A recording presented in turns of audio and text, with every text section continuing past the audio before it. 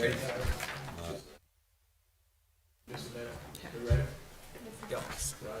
We're ready, Mayor. Mike's on. Good afternoon. Welcome to our Tuesday, February 11th Town Council meeting. If everyone would mute their phones, please. Need a motion to call the meeting to order. Motion.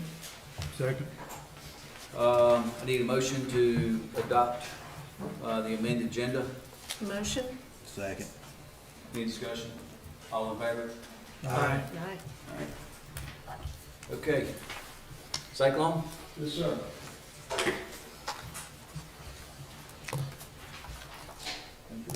Thank you for the transportation. Yeah, no problem.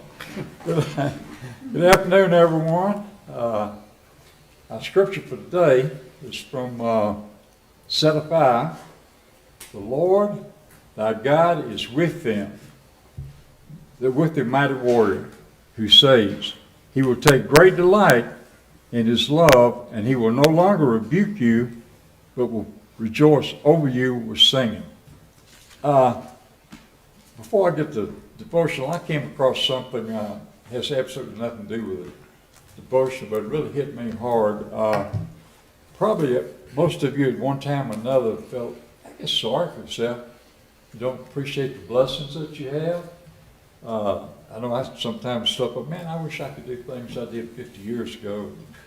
Can't do it, unfortunately, but people come along and help you some. But I saw this article, and it moved me. It's almost like it was written just for me, and I'm going to put it in my Bible and read it every day. It says, your terrible job is the dream job of an unemployed. Your house is the dream home of a homeless person. Your smile is the dream of the depressed. Your health is the dream of the ill. Don't let hard times make you forever forget your blessings. So, anyway, that's what moved me so much there. During World War II, the North Atlantic Ocean from New York up through Greenland to England was called the Graveyard of the Atlantic. And the reason for this, 1 out of every 10 ships that went across the Atlantic was sunk by German U-boats. That worked out to roughly 100 per month.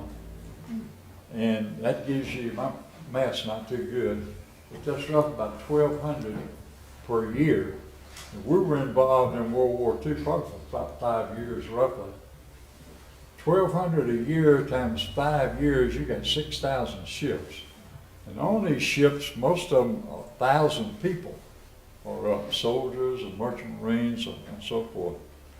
Well, on the night of February the 3rd, 1943, 82 years ago last week, the American ship, the USS Dorchester, was an Army transport ship that was transporting over 900 soldiers from New York to London. The men aboard it were soldiers, maritime personnel, ordinary people, just ordinary people like us. But that night, disaster struck when a torpedo struck about midnight to test the limits of courage. The ships all had rules for traveling then, the blackouts. They painted all the windows black. They had curtains over them. All the running lights were turned off. But somehow this particular night, a door came loose, blowing back and forth on the deck of the Dorchester. It's midnight. The German submarine picked up that light, and that's when they came and sunk it. One torpedo just split it in two.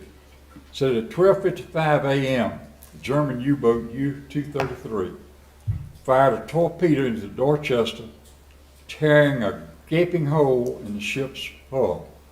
The ship lurched, throwing everyone on board into chaos. Panic spread like wildfire. Flames and smoke filled the air, and the ship, already sinking fast, seemed to groan under the weight of the destruction. Soldiers, gripped by the terror, scrambled for lifeboats, knowing that the icy waters of the Atlantic was sure death. In the midst of the chaos, when escape seemed impossible, and death hung like a shadow over the ship, 4 men remained calm. They were chaplains, each wearing a uniform that marked them for their spiritual guides to the troops. They were all first lieutenants. Lieutenant George Fox was a Methodist. Lieutenant Alexander Good was Jewish. Lieutenant Clark Poling was a Dutch Reformed minister. And Lieutenant John Washington was a Catholic priest. And these 4 men of different faiths, they're bound by their shared mission to serve the others. They would become symbols of grace, courage, and self-sacrifice in the face of death. As the ship began to sink, the chaplains didn't panic. They did what they had been trained to do, serve. They moved through the smoke-filled decks, offering comfort, administering prayers, and guiding the men towards safety. Their voices, steady, calming, and full of hope, became an anchor for the enlightened soldiers around them. But as the water began to rise, the chilling realization set in that not everyone would survive. There's not enough life jackets to go around, they discovered, and those that had them would stand a far greater chance than the ones that didn't when they got to the lifeboats. And the lifeboats were a shortage also. At that moment, the chaplains made an extraordinary decision. Without hesitation, each chaplain took his life jacket off and gave it to a soldier, causing immediate, unforeseen, have to be death for the chaplains. The soldiers in need of that chill act of selflessness, they chose to give up their lives, so the chaplains did for the soldiers. Witnesses later said that they saw the 4 chaplains, arms length, praying, heads downward in Bible. Amidst the chaos, they prayed in unison. Each one offered his own prayer, but their voices blended in a powerful word there of prayer. The 4 chaplains shared humanity, and they shared love for others. And they became the greatest strength. Lieutenant Fox prayed in his Methodist tradition, asking for God's mercy and for the safety of those around him.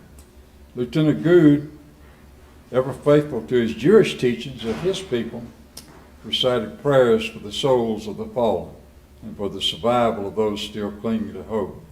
Lieutenant Poling, the Reformed Christian minister, asked for God's protection, his voice steady and strong as he lifted up the souls of the men with a face unknown. And Lieutenant Washington, the Catholic priest, recited the prayers of the church, invoking God's grace for the ship and for those still aboard. And doing this, the 4 chaplains, that showed probably something we read about and hear about. Greater love hath no man that he lie down his life for a friend. But the story didn't actually end with the sinking of the ship. I always wondered, what happened to that German U-boat? You know, did these guys survive the war? Did they get sunk and all that too? It turns out that a little over a year later, 5th of July 1944, the U-boat, the German U-boat, was discovered by the USS Thomas, which was a destroyer. They were out hunting U-boats. And they discovered them there with some type of sonar device, and they dropped the depth charges, and the submarine had to come up. When it did, the destroyer rammed it, just cutting it half in 2. Killed 32 of the German crew members, and 29 of them were rescued and brought on ships and prisoners. And the story still doesn't end. In February of 2000, a reconciliation ceremony was held in Washington, D.C. between the survivors of the Dorchester and the surviving members of the German U-boat 233, the submarine that had sunk the Dorchester. The first officer of the submarine was still alive, and he led the German delegates there.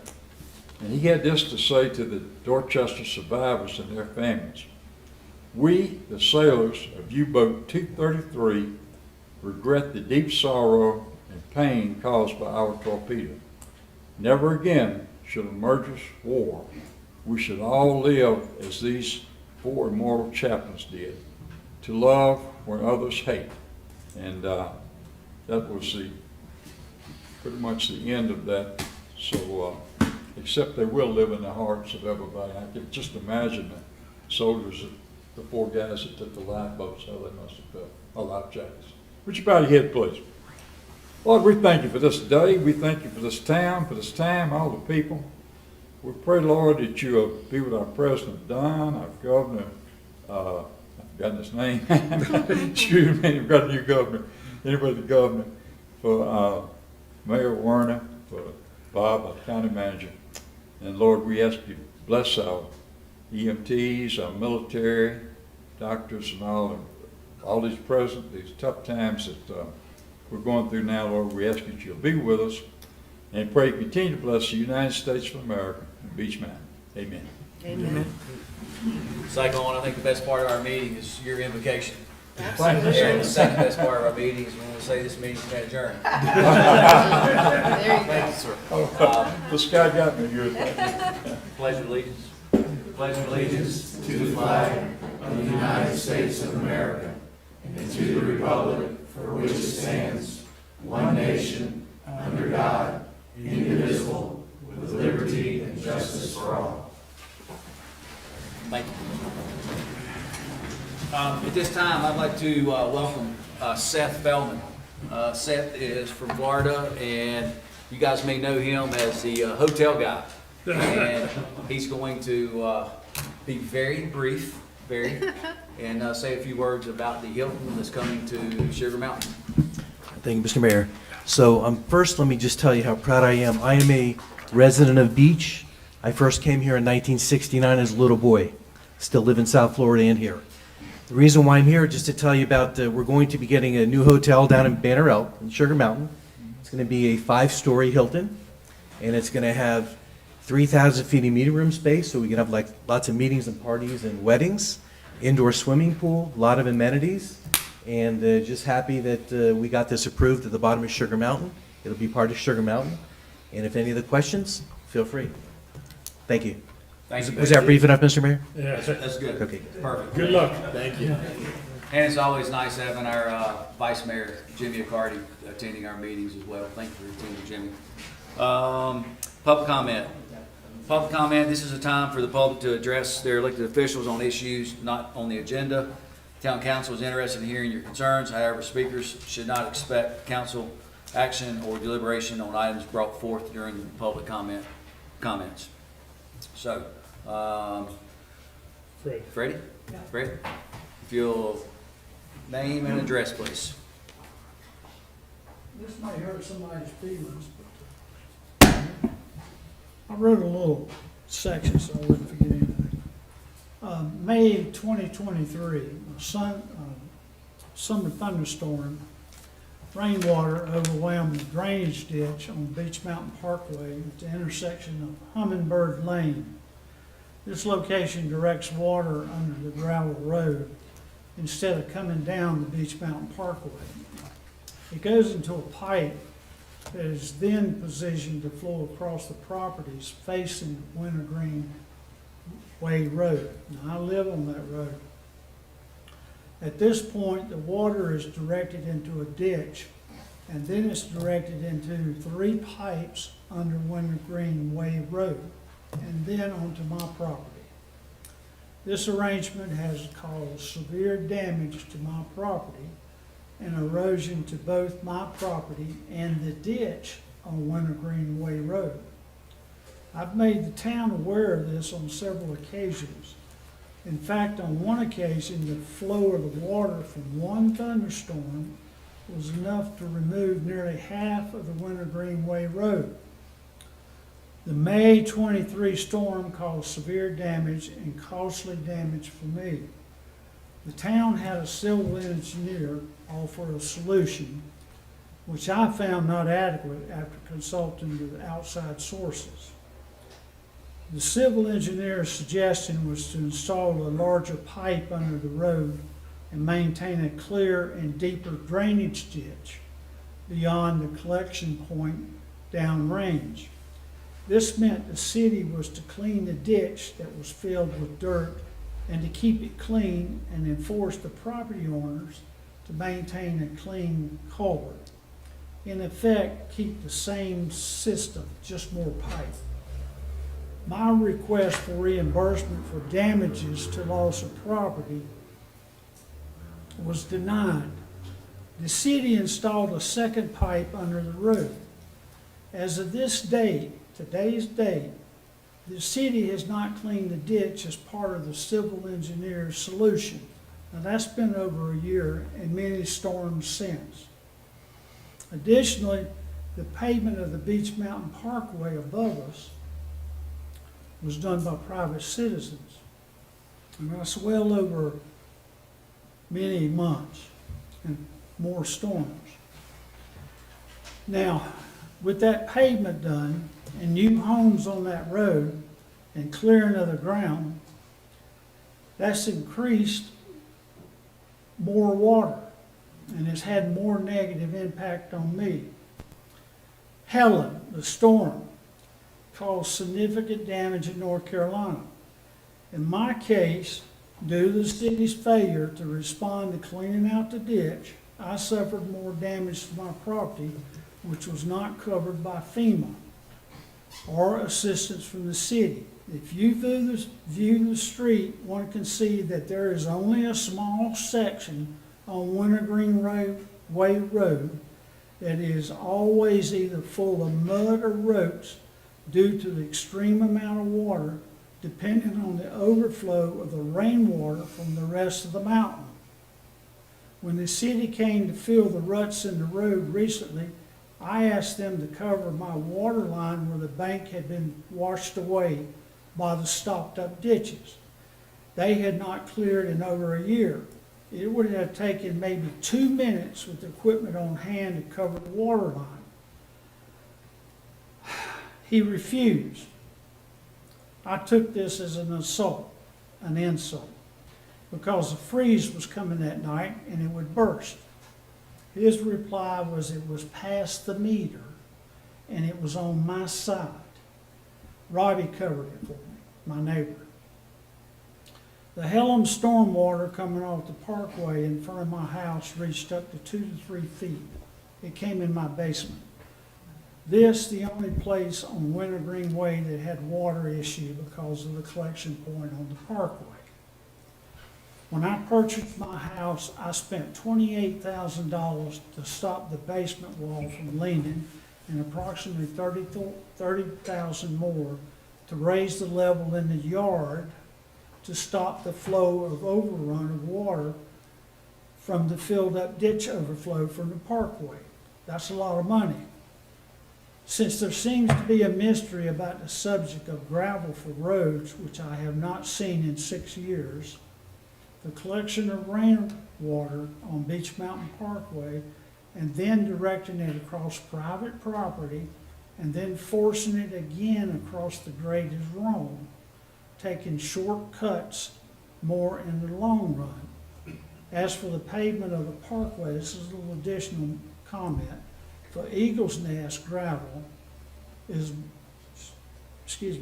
for paving of the parkway that was suggested in the budget, for Eagles Nest, gravel on that road is better solution. And I'd like to know if you have a list or an assessment of pavement for roads on this mountain, where does that fit on that list? You know, Robbie did a lot of repairs on those 2 major damaged roads with gravel and rock. And I know that lasted a long time, so I suggest you look into doing that for that Eagles Nest area outside Robbie's business. Now, if you do pave that road, have you done any surveys as to the amount of traffic from Eagles Nest? And another question is, what's driving that pavement? And I'd like to see if somebody will address the drainage and the ditches on this mountain before you start paving roads. That would make better sense, because there's a lot of damage on these roads up here that make more sense than go paving other roads. That's all I have to say. Thank you for your time, and your comments. And I would like an answer.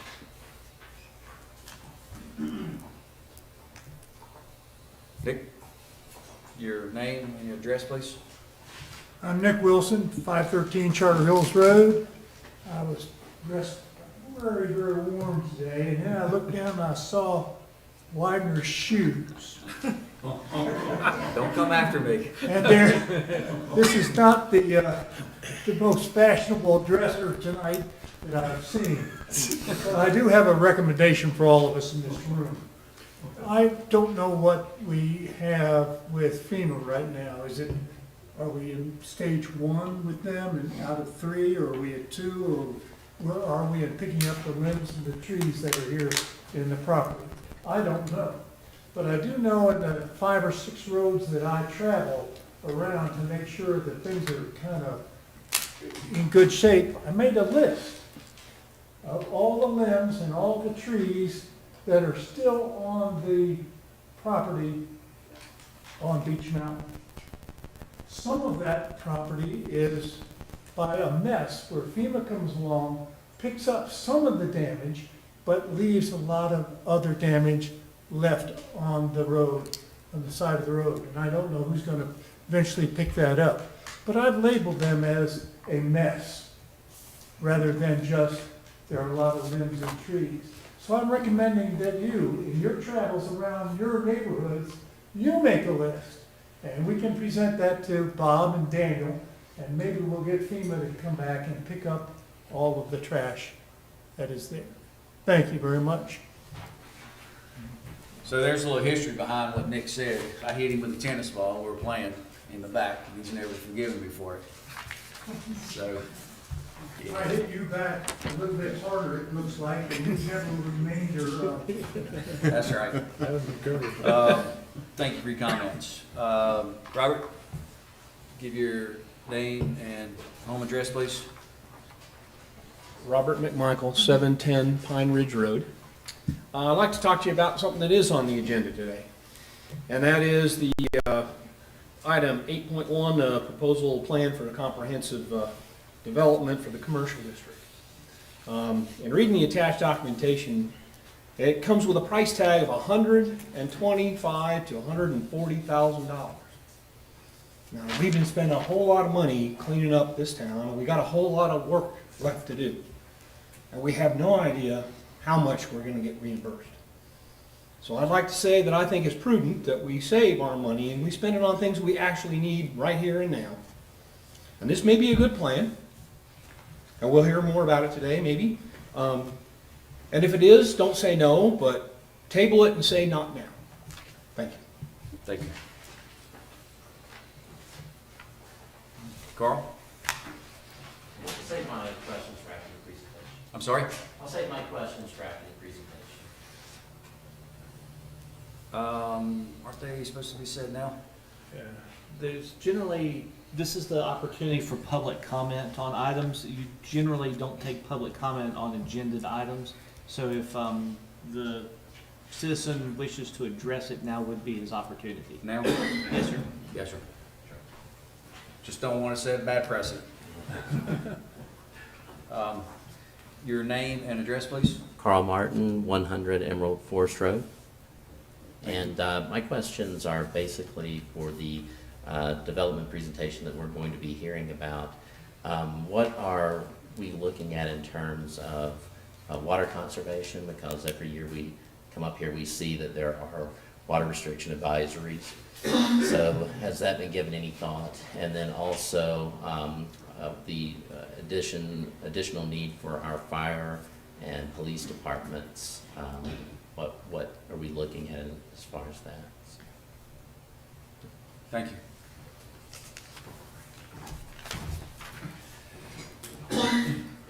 Okay, item 6 is a development presentation by Mr. Pitts.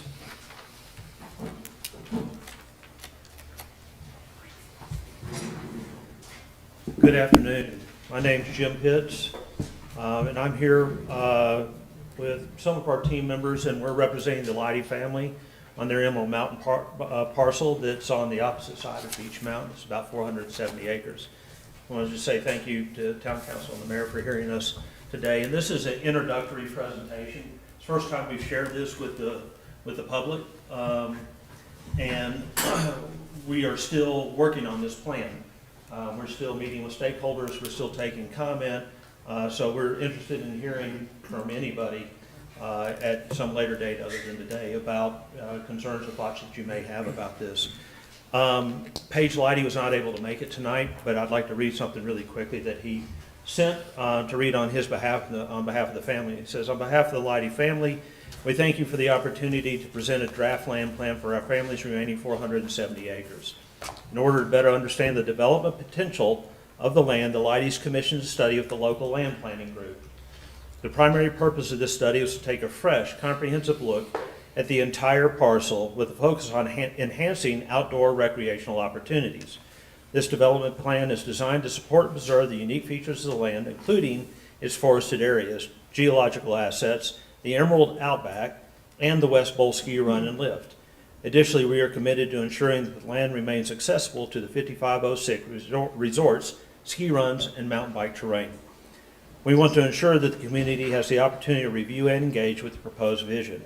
Your feedback is valuable to us. We're eager to hear your thoughts, suggestions, and ideas that may shape and influence the final recommendations that guide this development. Thank you for your time and your consideration." So there's a lot to go through in a plan like this, and since this is really an introductory period, we're just going to try to be as brief as we can tonight to give everybody a clear understanding of what we're trying to accomplish. The first 4 slides are just going to speak a little bit about how we approach the project. Our project vision is, we asked ourselves these 3 questions. What are we trying to achieve? What is sacred? And what is Emerald Mountain at its core? You want me to change? Oh, yes, please. Thanks. Well, you have to say something. Beep. Should I tap? No, you can say next slide, please. Typical planner. So obviously what we're trying to achieve is we want to unlock the value of the Lighty land. It's a parcel they've owned for over 50 years. Other than the land of Oz, it's largely remained undeveloped. Everybody's aware of the fact that there's the winter road that bisects the property, that there's a lot of geologic features, but there's also large pieces of land that really could, or their highest and best use is for some level of development. We want to create a sustainable experience. When we talk about sustainability, we think about this environmentally, but also as a community. Our team specifically was hired for this project is because we perceive ourselves as community builders. We look for ways to nurture the spirit of community within our planning and exercise, not just create a real estate development project. We want to maintain and improve relationships and potential partnerships. This has to be a win-win-win. Doesn't necessarily mean that we always achieve everybody's objectives, but it's got to be collaborative. When you think about this parcel of land, it's a large piece of land. It already has accessibility considerations. It has a ski run that bisects the property. It's adjacent to existing residential, and it's adjacent to the existing ski runs. And then we want to expand and elevate the Beech Mountain experience. In talking with Bob and staff and others in the town, there's clearly this desire to elevate the town of Beech Mountain into more of a recognized four-season destination, tourist destination, and family destination. And it still lacks a lot of the services, lodging, and other amenities that really kind of put it on that same pedestal. And so the intention is to let this help accomplish some of those goals. I'm going to run through these quick because I don't want to take too much time, but what we consider sacred is relationship with stakeholders, the parkway interests, and that's what we mean by the parkway is the winter road, but there's a sense of arrival along that road. The undeveloped quality of that road is actually something we want to preserve. Buckeye Creek, because it's the headwater springs of the water supply for the town. The geological features and the trees of character, there's so many unique features on that parcel. The Emerald Outback, I mean, we've heard over and over again how important that is, not only to as a destination activity to the town of Beech Mountain, but we perceive ourselves as planners of recreation or destination communities, and the ski amenity and the mountain bike amenity are already built-in features and benefits that exist within that property that we want to continue to take advantage of. Obviously, views, because it's high on the mountain, it has sunrises and sunsets, and then access to the slopes and other recreation infrastructure. So at its core, we want it to be a place for intentional living. And intentional living to us is you're making a conscious decision about why you want to live there. It's because it offers, you either have an affinity for it or offers programs or benefits or activities that you're really drawn to. And what we've all learned, what we all know about each other, is we have a love for the mountains. That common affinity already makes us neighbors, and we have common interest as a result of that. This will continue to expand on that. We want to make an example of integration with nature. You'll see that there's a lot of preserved land within this plan. A retreat for wellness and adventure, because those are natural elements and programs that people would expect to come to achieve or receive when they come to the mountains. And then a key to connecting the dots of beach mountain success and desire as a next level resort experience. So we have 3 plans here, and let's start with that plan right there, Bob. Thank you. So is it okay if I walk up there? Sure. Or do we have a pointer? No, you can't cross that white line. You can't cross. Is there a pointer? We do not have a. Well, I'll stay here and I'll just try to point as best I can. So to orient everybody, it's very obvious where Beach Mountain Resort property is and the primary lift coming up the mountain. You can see to the left the Oz Run or the West Bowl Run that bisects the property. The Winter Road is the line across the bottom of the page that's bisecting the big area of green. And then you can see the primary development zones, and they're listed as A, B, C, D, and E. So A and B are what we call gateway parcels. Those are parcels that are adjacent to existing infrastructure and are easier for us to access for development. And they're adjacent to existing residential in those areas. C and D and E are also all development parcels. What D is what we call the village core. And when we look at the next plan, you'll understand the core. But C and E and F, you can see F on the opposite side of the Oz Run, those are all just residential parcels. So we intend to compress the development, at least the primary activities in the development, into one kind of village core that'll create body heat and a place for people to gather as a community. Let's go to the, back up to the other one if you don't mind, one last. All right, and then the big green area across the bottom. So the Winter Road is there, bisects that big green area. The Winter Road, we really want to preserve that experience. If you remember, what is sacred is a sense of arrival. You'll notice there's no development along that road. There is one parcel that says future development right there in the turn, right when you enter. But other than that parcel, there's just a big flat area there that can make a great family compound or a small collection of home sites. But the rest of the Winter Road, the intention is to let that be a preserved experience and not to damage the quality of that experience. You have very significant geological features on the upper side of that green space, big overlooks, the highest peaks and locations in Beach Mountain that have some accessibility but not a lot of accessibility. And then you have the whole area below that. You might also notice the kind of orange lines that exist all through that. The long straight ones below the road are extensions of the Emerald Outback, up to a 2-mile extension of the Emerald Outback. And then you can see the ones that have to cut back and forth across the slope on the upper side of the road. Those are the ones that access those geologic features with overlooks and other things. The remainder of the Emerald Outback that's up there within the development zone is integrated into that development. There'll be some either realignment or relocation of trails and the closing of some trails, but the intention is that we're either replacing it all or integrating it in a way where it still becomes a seamless mountain bike experience.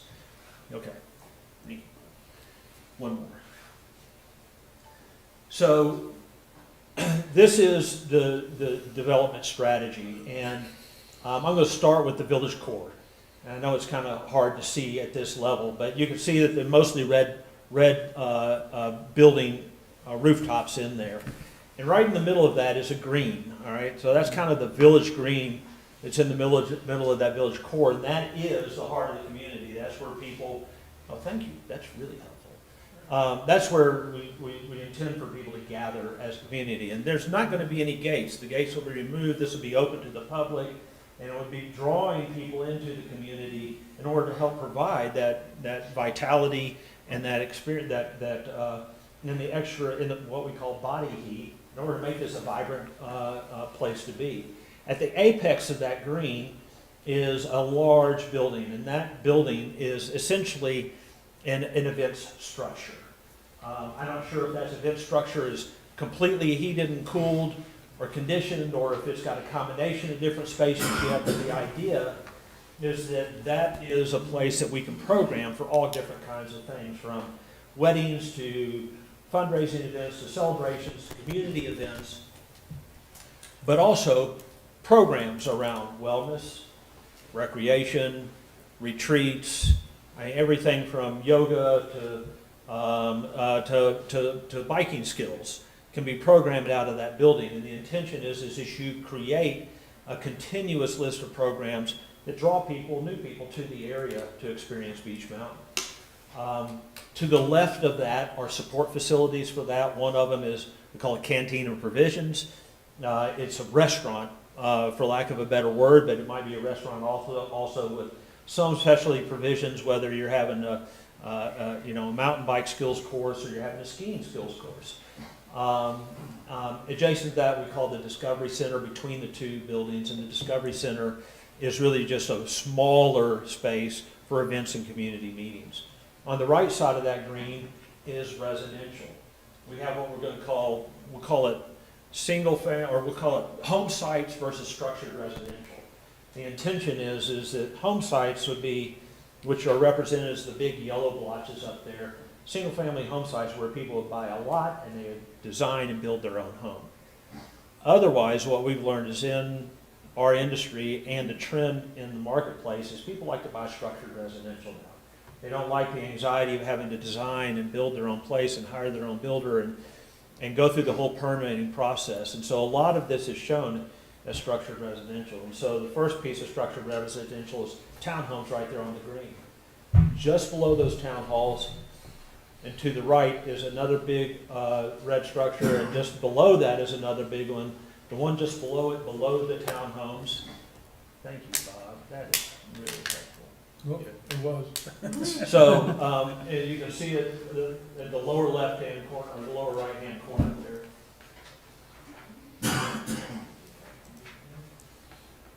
Well, I'm not that good. Getting close, so grab this part over here. We need to get you a broomstick. I'm not that good.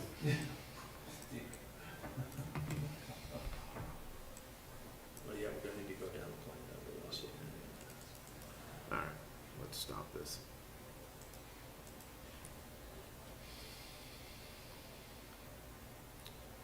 Where do you want it to be? Grab this and we'll go down. There you go. Right there. It's taking a long time to buffer. Yeah. No, it's not gonna work. Let me go out. Yep. So.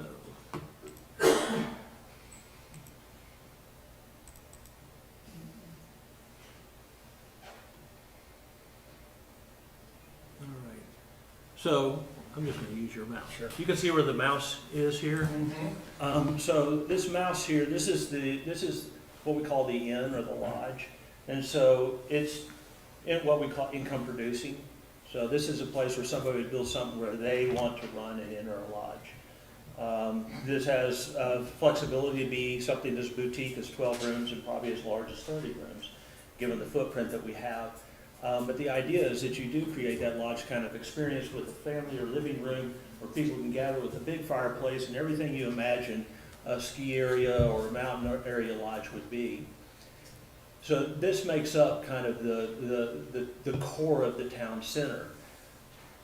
And as you move away in concentric circle away from that, we have our first tier of residential. So this is kind of the first tier of neighborhood. In this area up in here, we call this the camp cabins.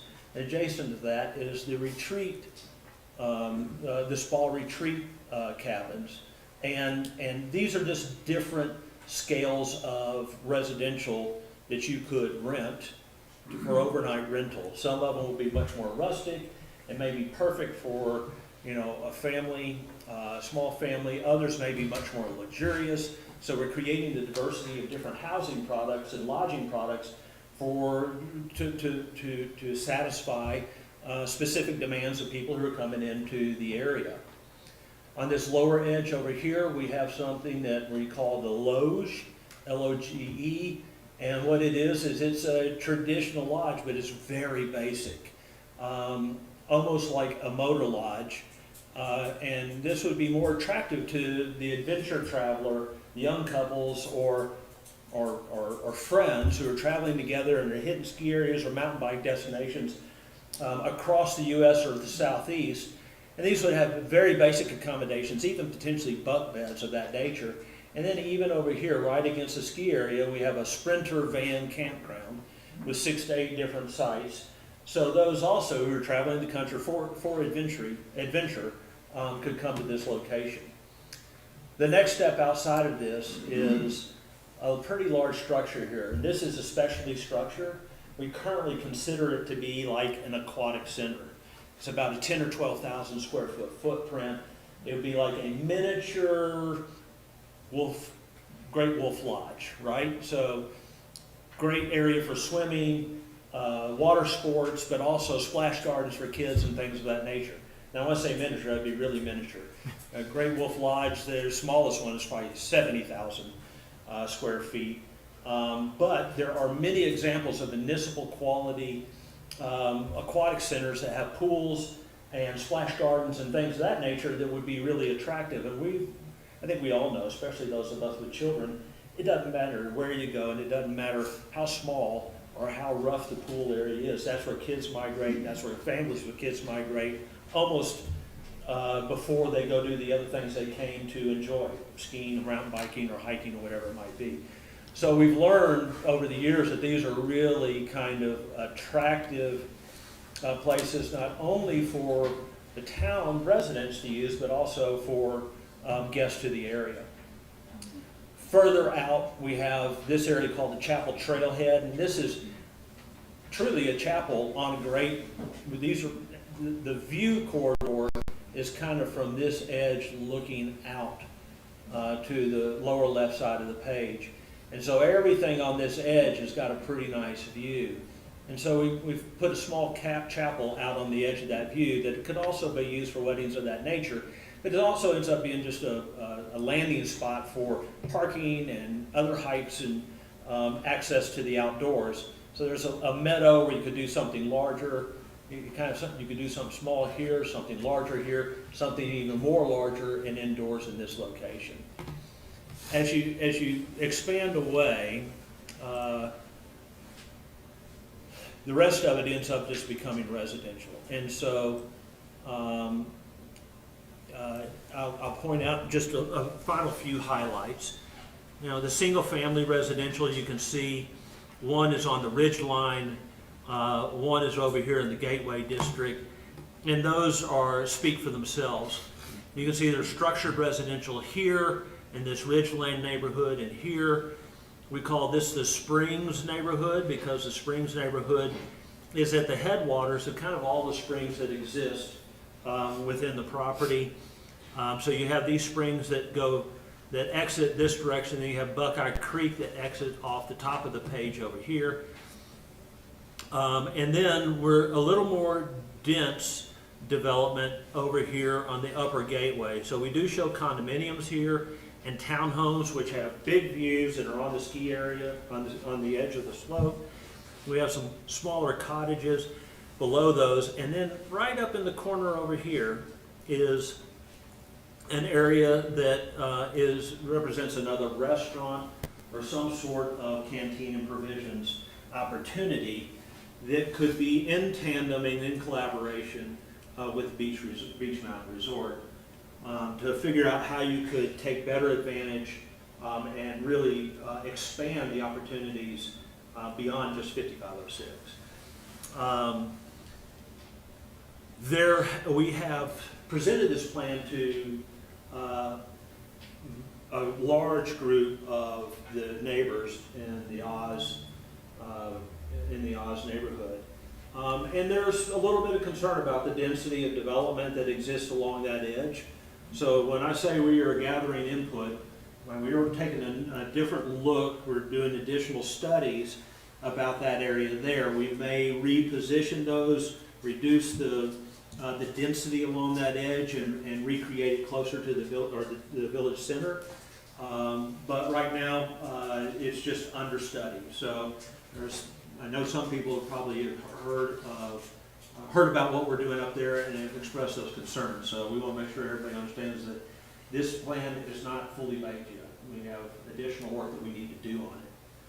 The final piece, just to address some other thoughts, is there's this area that's hard to see here, but you can see there's a white dashed line that's a horseshoe shape all the way around the village core here. That is our adventure and skills area. So that's the area where we could do climbing towers or zip line or other features that really engage people in the outdoors. It could just be, technical mountain bike training course or something of that nature.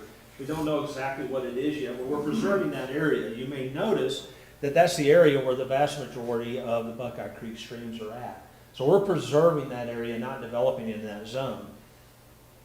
As it relates to protection of Buckeye Creek and the watershed, I mean, obviously, to do a development at this scale is going to require state approvals, and because of the outstanding resource waters designation for many of these, we'll have to really follow some pretty stringent criteria about how we're dealing with stormwater and runoff and permeable, non-permeable areas and so forth. So we'll be obviously addressing all the stormwater issues as part of our state permitting process.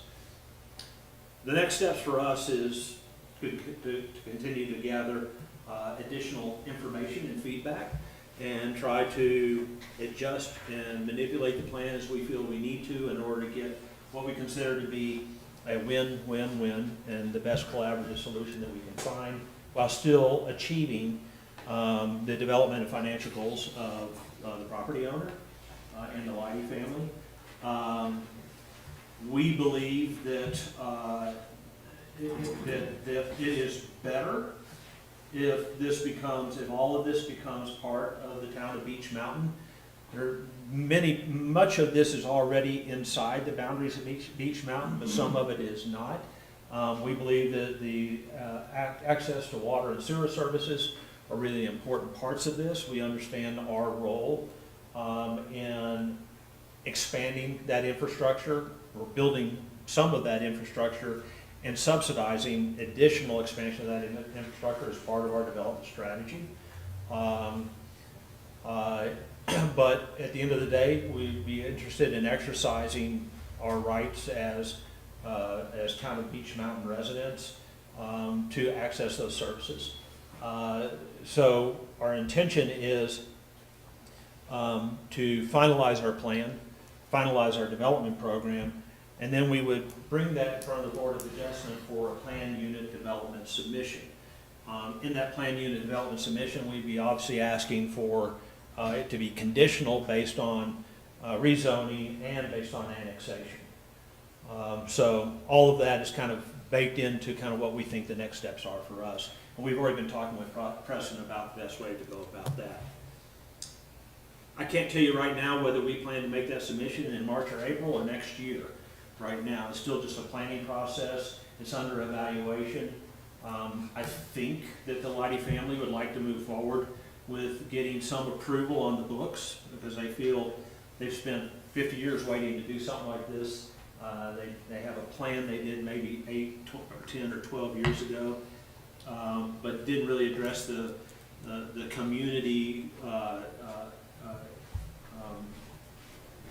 conditions that we're trying to bring into this plan, and so I think they feel really good about the direction that this plan is going. So that's it for us right now, unless I left something out, Bob. No, you covered it pretty well. Okay.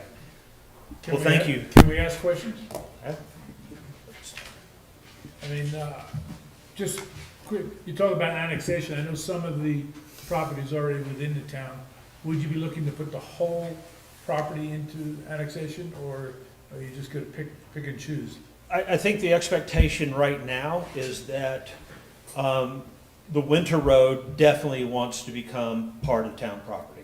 Open it up to the public, improve it for additional emergency access or different access points into other parts of the town of Beech Mountain. So I think if you remember the original plan that had all the recreation and green space, you know, I don't see any reason why we wouldn't annex everything in. I don't know if there's any benefit at this point to calling the boundary the Winter Road and everything inside the Winter Road or not. There's no development that's gonna occur. I think more than likely, the Leidy family would be open to putting the rest of the land that's undeveloped into some sort of easement. So it's a permanent recreational or conservation easement. But we haven't really thought that deep, haven't looked that deeply into it just yet. But certainly, almost everything you see on this plan, the line, this is the Beech Mountain line right here. So everything inside of this line on this side is part of Beech. This is the only development parcel, with the exception of that one parcel right at the entrance, that would provide any significant tax revenue for the town. Other than that, it's the Winter Road and whatever else the town thinks is most prudent and appropriate. My second question is, if you've been around this town this during the winter, we have a parking shortage. And has there been any consideration of making some available land for additional parking through here? So it's a great question. One of the reasons there's such a parking challenge in this town is a couple of things. Mostly day users, right? And no walkability. One thing that's unique about this plan is I want to say there's close to about 400 parking spaces shown on this plan that are not part of single-family residential or townhomes or condominiums. So between the village and the inn and the big parking area right there adjacent to the West Bowl Bays and so forth, there's 400 somethings out there. The reality is everything in that village and most all this residential is somewhat walkable, or at least an easy shuttle to a base right there. We believe that this represents a great new opportunity for uphill capacity onto the mountain that would relieve the stress and pressure of the single access point that they have on Beech Mountain Parkway. So, so from that perspective, we think we are bringing a lot of parking resources to the table, as well as the more overnight guests you have, the less challenges you're going to have with parking. Yeah, but I mean, from my perspective, those parking spaces around the village and around that, they're gonna be occupied by the village. That's right. So I think we would really enhance things if you could put a parking lot near the ski slope somewhere up there to. Well, there is, this area right here represents 170 cars. And that's next to that, That's right next to the semi-lodge. That's right. So this is right next to Right. the lift base. You will have people there. That one's not always open. Pardon me? That slope is not always open. No, but it's open more now. I mean, You're right, it's not always open. It doesn't necessarily mean you can't still create uphill capacity with it. yeah. I mean, you got a lift there, so you can get on the lift whether it is.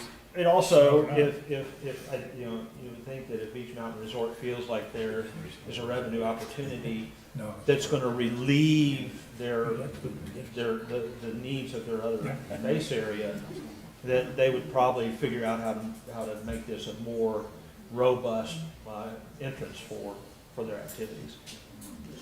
And let's not forget, this isn't just a ski resort, right? No. This is the So intention is year-round. 4 seasons, right? How do we create 4-season activity?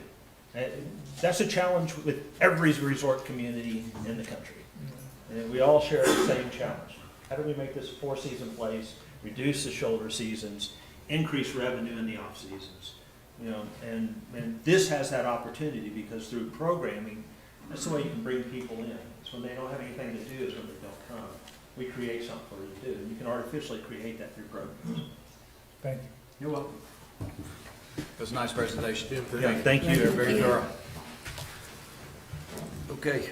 I need a motion to accept the consent agenda. Motion. Second. Second. Any discussion? All in favor? Aye. Opposed, same sign. Item 8, old business, 8.1. I need a motion to review the proposal to create a plan for the cohesive development of the commercial district. Motion. Second. Second. Mayor and council, this, if you recall, this is in response to a discussion almost a year ago where you were asked to sell a piece of town property along the parkway for development. And in your discussion, you decided that you wanted to see an overall plan for not only that parcel, but the entire corridor. And if you recall the discussion, you didn't want to be piecemealing development along the downtown of Beach Mountain. So staff took that, we went out, we created an RFP. It was supposed to be here in November, the end of October, so that we would have a winter and summer planning schedule. A certain storm came up and pushed that away. So we moved the RFP to January 31st, in which we received 3 proposals, and through our economic development coordinator, Kate Gervais. Those proposals were reviewed, and you've got the selection before you today. The Hill Studio Group was selected because of the depth of their proposal. If you take a look at their proposal, they actually are bringing 2 firms, the Hill Studio Group and Civic by Design. And they're also bringing in some subject matter experts, as well as an economist to do a marketing analysis, as well as transportation for, you heard Jim talk about walkability, but transportation analysis and a traffic study. If you'll recall, we had asked the TDA to fund a traffic study last year, and we were waiting for winter time for that to occur. The storm again set those plans loose. And so we asked the Hill Studio Group if they would include that in their proposal, and they did. So this is a very comprehensive plan that will take a look at the town commercial corridor from the town limits all the way to the entrance to the resort. And what makes it a little unique is Kate went out and met with the private property owners that are adjacent to the corridor. So it's not only public property, the town's property, but it's also the adjacent private property owners along that corridor. And quite honestly, they get some free planning, and we get to look at a bigger comprehensive plan for that entire district. As you know, you've had conversation about closing down the old public works. We have the old recycling center. You know, we're moving the fuel tanks, and that corner, as you've discussed, is ripe for development for a good downtown experience in Beach Mountain. So the Hill Group, the Hill Studio, and their team has been selected and recommended to you for this. On funding, I've approached the TDA, met with the chair yesterday. They have, unfortunately for timing, they don't have their meeting until after this meeting. And we set the plan before them, and this fits right into the TDA 2/3 pot, if you will, the study and putting together a plan to market the town. So the intent is to ask the TDA to fund this in its entirety, in addition to the monies they've already funded for the traffic study that we're gonna roll into this.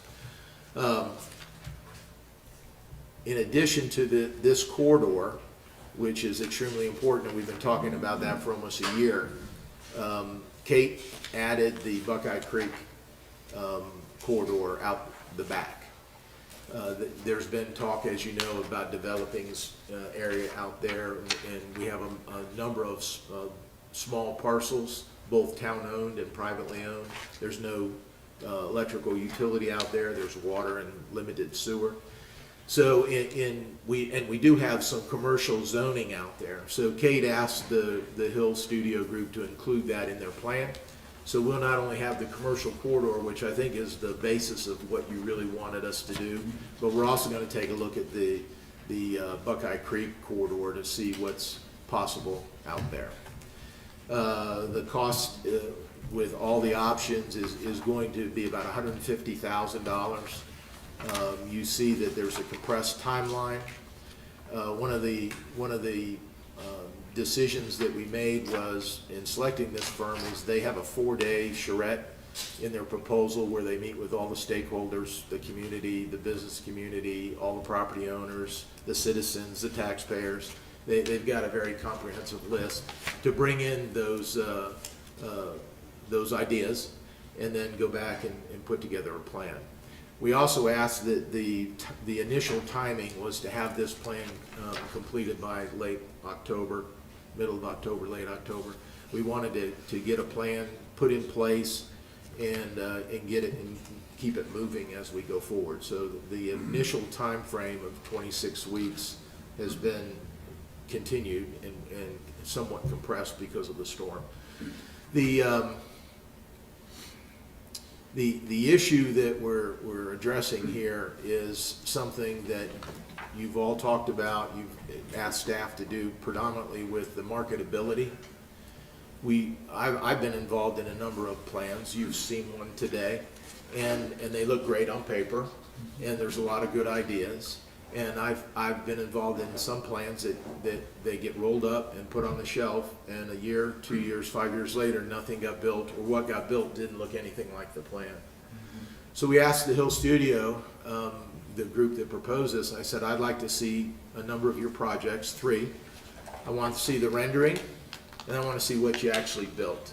And they were kind of taken back a little bit, but they did. They produced some documents of what their rendering was, what their plan was, what their vision was, and what they actually built. And of course, they got to pick, and we got to see the best.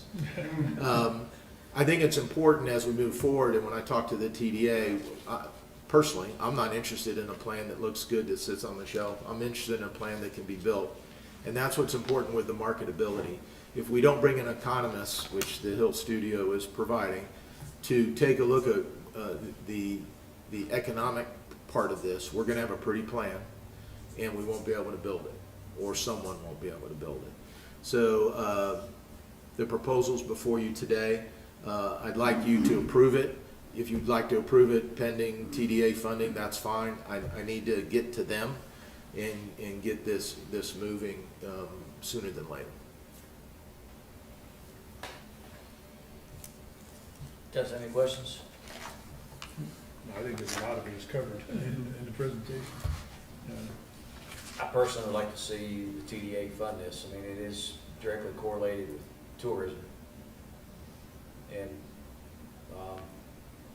obviously that's got to be the caveat, but it would be nice if they funded this. I mean, they've got over $2 million in the bank. And like you said, this kind of falls in line with that 2/3 expense. It does. And I don't think the taxpayers should, I mean, I think it will benefit the town and it will benefit the taxpayers, but I don't think the taxpayers should have to fund it. I had a very positive response from the chair. She was very clear to say that she cannot speak for the TDA. It requires 2 other votes. They all work for you. I will be at their meeting. And When is that meeting? Next the Wednesday. 19th. The 19th? And this will be on their agenda to fund. Mr. Mayor, you can make a motion subject to their funding approval if you choose to do so. Sure. What do you guys want to do? You want to make a motion for what before said, or just see what they, I mean, you're going, time is of the essence, chief? Well, it is if we want to meet the planning goal and get this in place before early fall. It's a 26-week, if you look at the schedule, planning window, and we're right up against it now. So We've moved it forward because of the timeline. if we wait for a response for TDA, is that will put us a little bit behind? 10 days. I can work with whatever you want me to do. I mean, this, whatever they come up with isn't etched in stone and stuff that we could say, well, we really like this, but not so much this. The plan? Yeah. Well, by the time that the plan is developed, you will have extensive input, as will the community. So there won't be a plan that you're gonna be surprised with and say, we don't like it. It will be a comprehensive plan that all stakeholders, obviously the town council, will be on board with. So I think last month, this number isn't exact, but last month, but it's close. TDA took in approximately $250,000. It was a very healthy month. And again, I think we need to do this proposal. I think it's gonna benefit Beach Mountain, it's gonna benefit our tax base.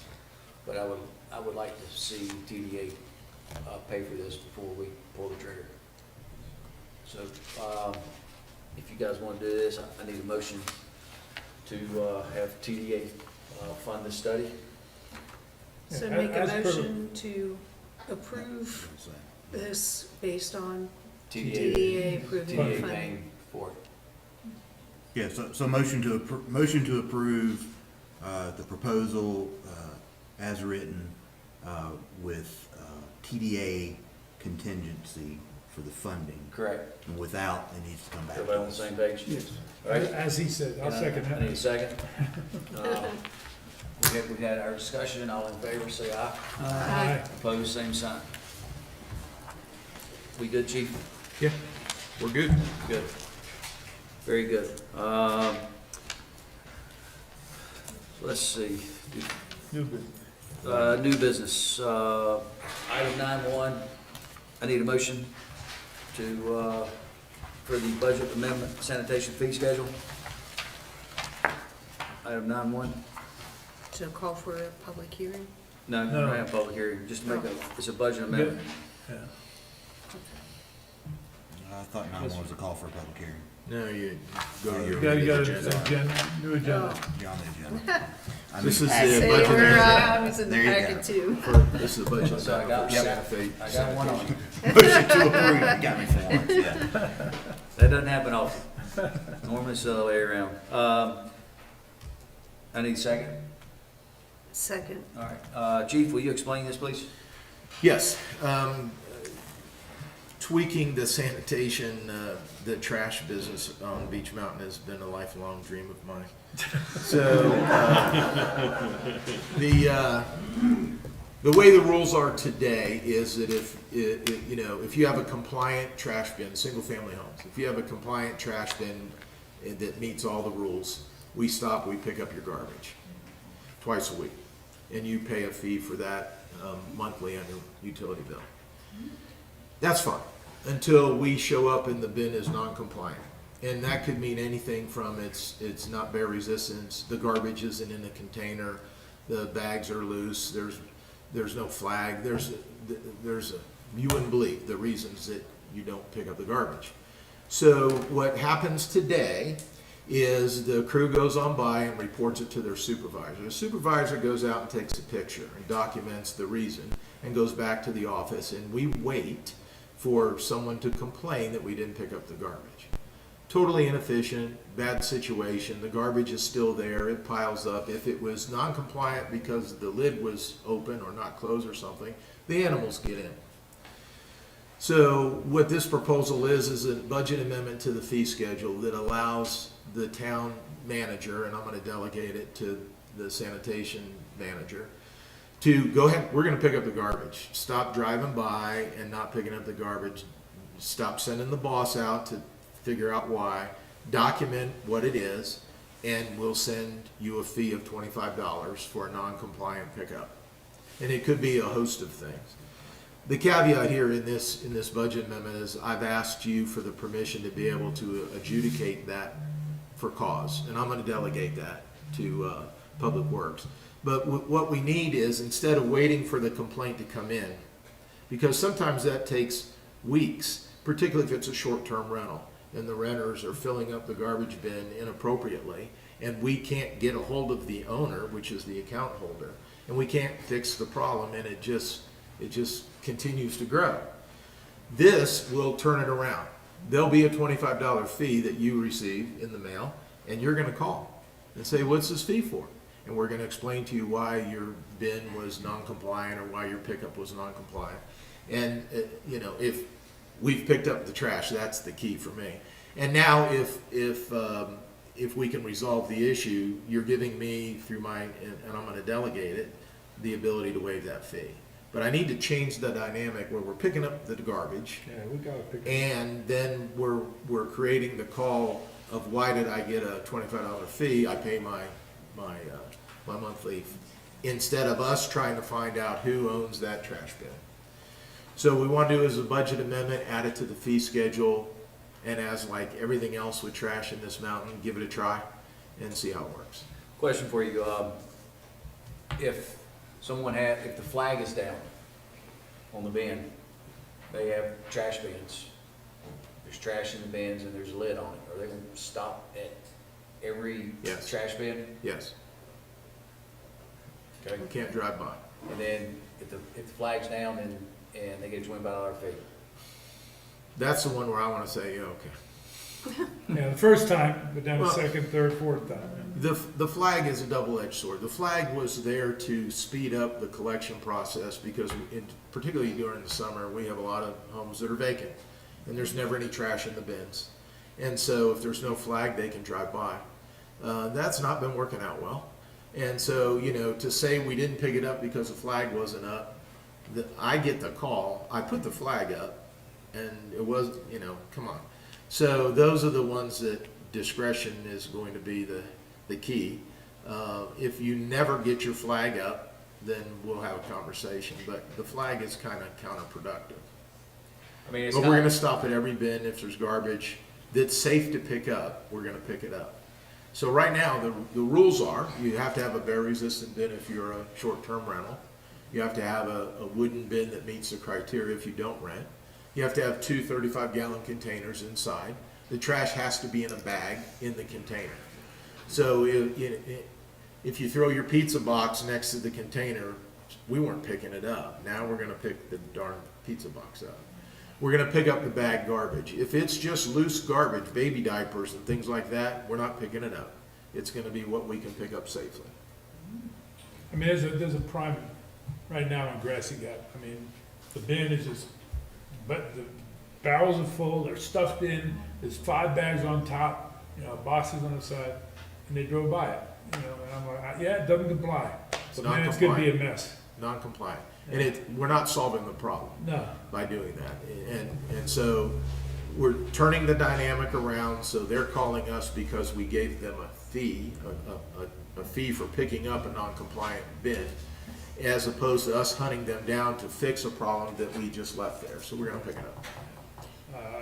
So 100%. employees will be educated on the difference between the bear hit and the non-compliant, because that's kind of going along the same. Well, a bear hit that's not a non-compliant pickup. That's, Okay. and there's sufficient fines for those. Yeah. So we'd ask for your consideration on that. You guys have any further questions? Take a vote on it. All in favor, say aye. Same, opposed, same sign. Yeah, I know they did. Right there, got me. That's gonna cost you. I know. Okay, You're to me. chief? If you would turn to page 50 in your packet, and that's the financial report.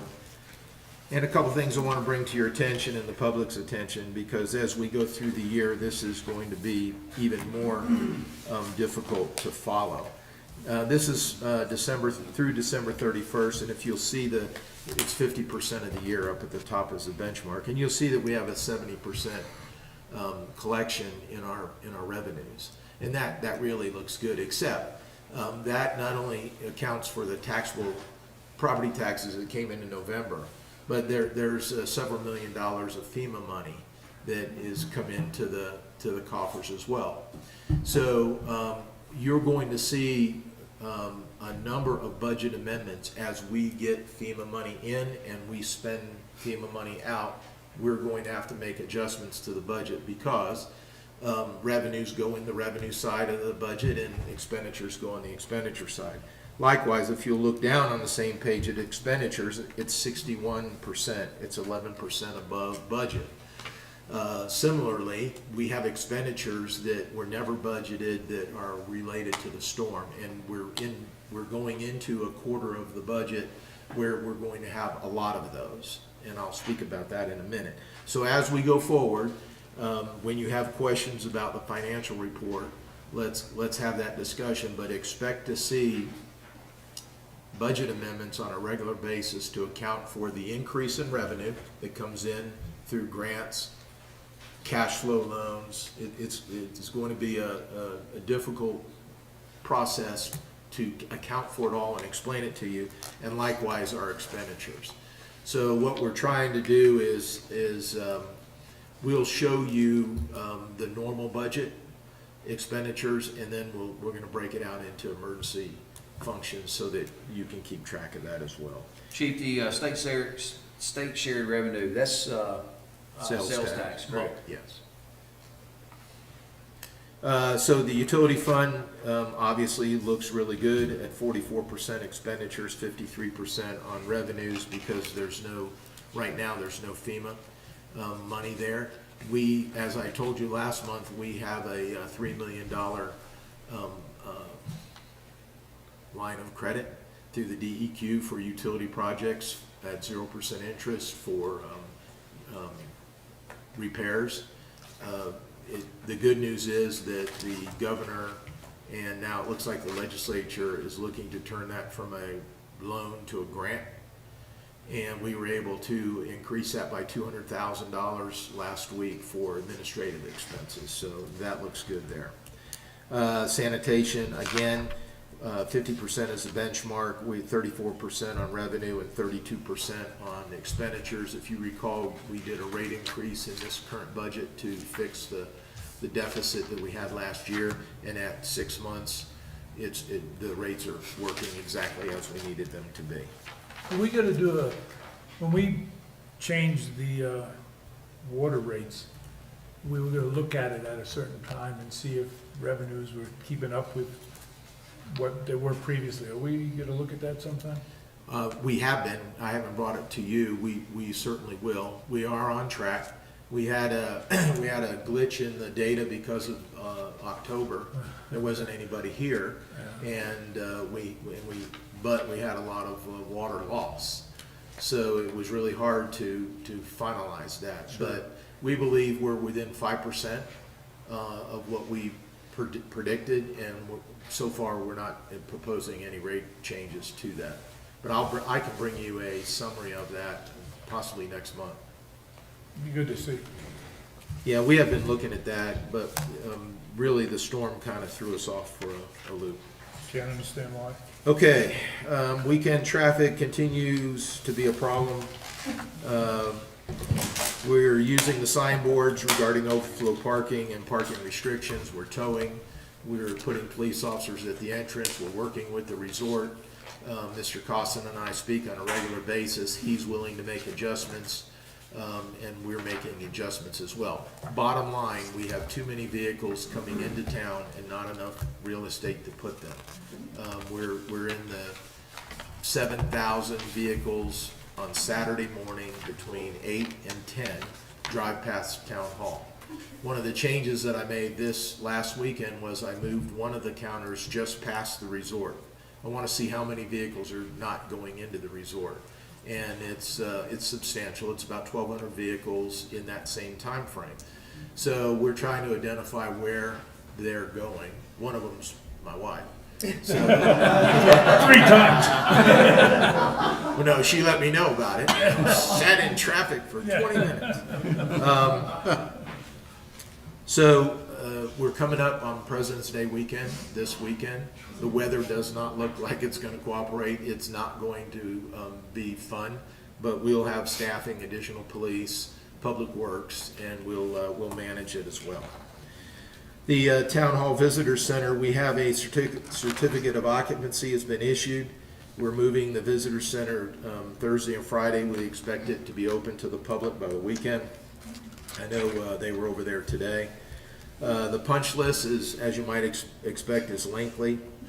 It includes repaving, complete tear out of the parking lot and repaving of the parking lot, which is why you've seen no striping or wheel stops.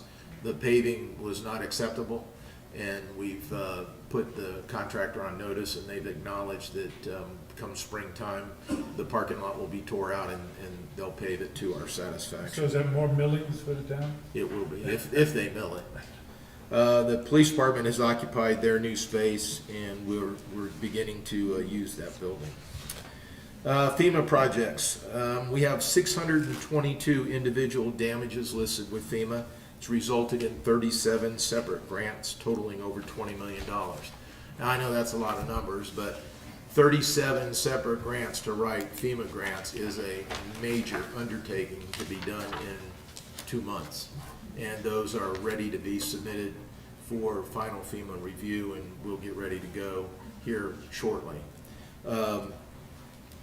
622 individual damages listed. Those are what we call projects, and they can be everything from culverts to roads to ditches to Buckeye Lake to Shane Park, the sewer plant, the water plant, the dam. Those are all included in those 622.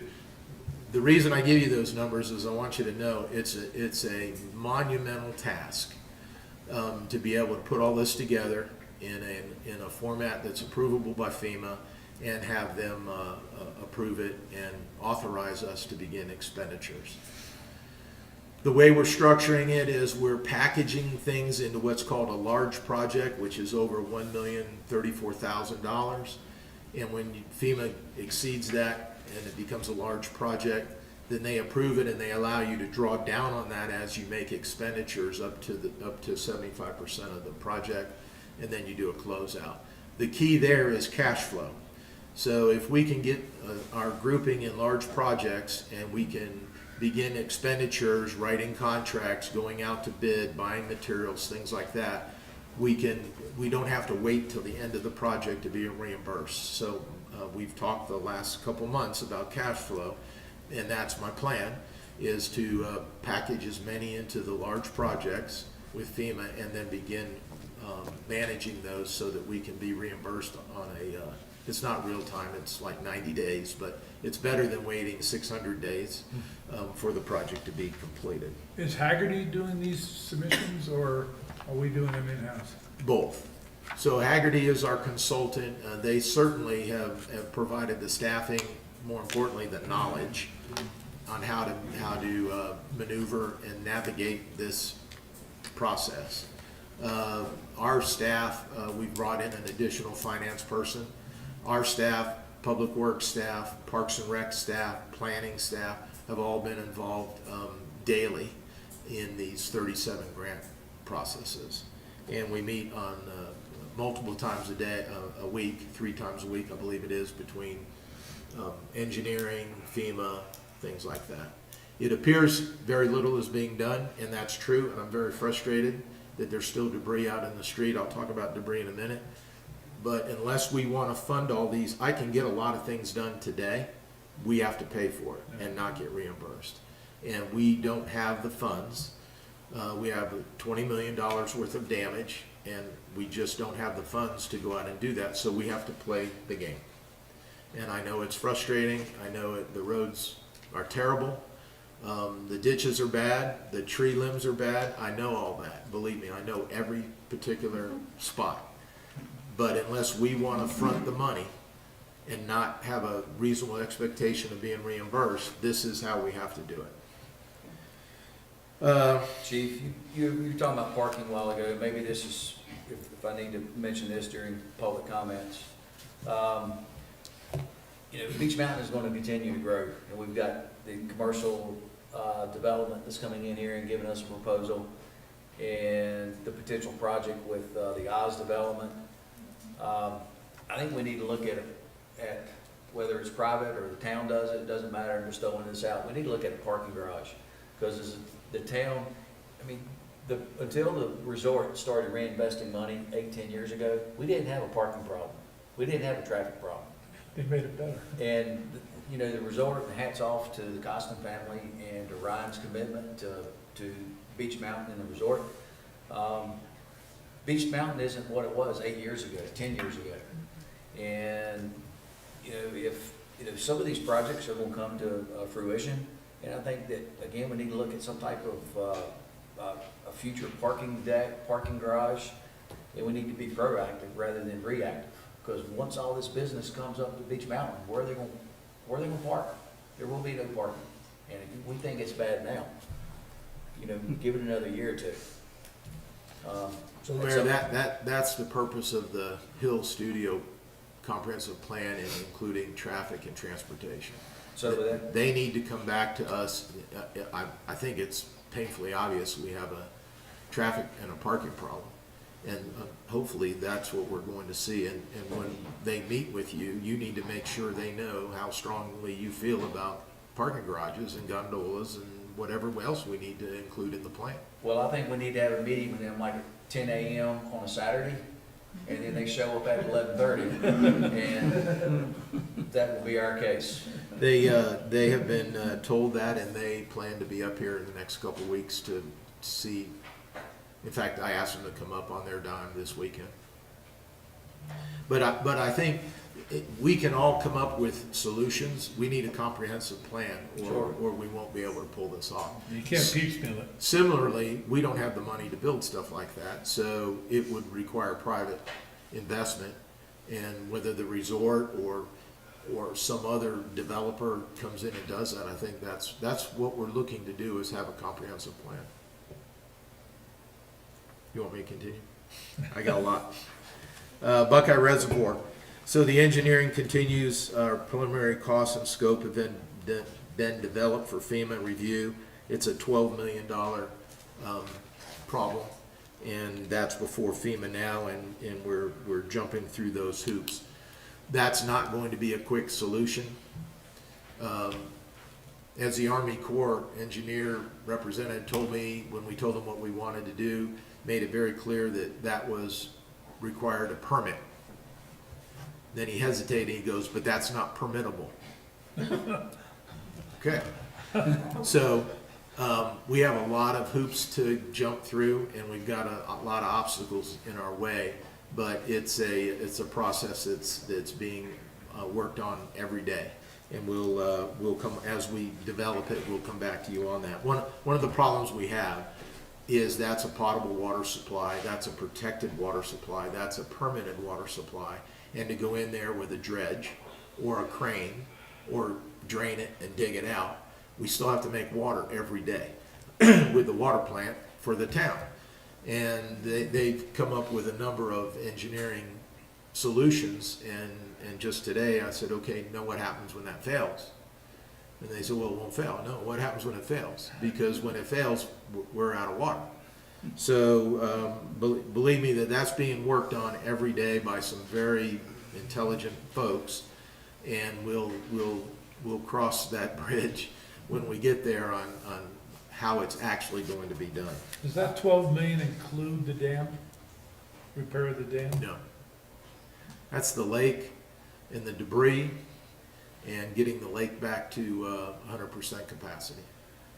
You may want to answer this question later, but so Don't ask me. right. So a lot of the water obviously is consumed on the weekends, and then we make more water Monday through Friday. My concern is going to be when summer residents come back, then we're going to be uphill without a paddle. Well, we're still gonna make water Monday through Friday. We make it Saturday and Sunday as well. And we're actually bringing folks in after hours to make water. The issue is the raw water supply.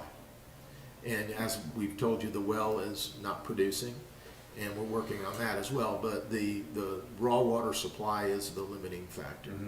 So if you can work everything backwards, if you can reduce consumption, which we have, and I'll talk about, if we can be more efficient with how we draw water out of the reservoir and how we keep our tanks filled, we'll have a plan in place to do that. For the winter, you know, we make water like crazy on the weekdays, and then we use it all up on the weekends, and then we start over on Monday, and it's worked out really well, except for the Christmas holiday, because it was in the middle of the week. So we will transition, we will have a plan, we will make it work, there will be water. I don't have that answer yet. Okay. So thank you for asking me. It's not often he doesn't have an answer. I will. His answer was- So the water plant and the dam structures are moving along, they're separate. And we're into design and permitting there. If you'll turn to page 67 in your book, I want to talk about water restrictions. So you know we're on stage 2 water restrictions, and I told you last month we'll probably be on water restrictions for quite some time, maybe a year. So on page 67, what it shows at the top in the 2 tables is the benefit of water restrictions. So we show you the January 24 of about 24 million gallons a day. And then if you look under the January 2025, it's about 19.8 million gallons a day. So that's a savings about 4 million gallons a day. That's actually what's not being metered. So I'd like to chalk that up to conservation, as well as we're making improvements in our lost water.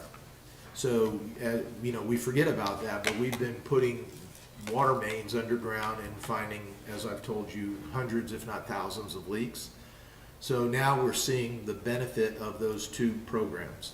Not only do I believe, and I really can't quantify that other than anecdotally, but the investment in the infrastructure has reduced the loss, and we're seeing a substantial decrease in our use of water. So we had targeted in stage 2 10%, and we've exceeded that. You know, we're doing well. So that is the data that drives that opinion.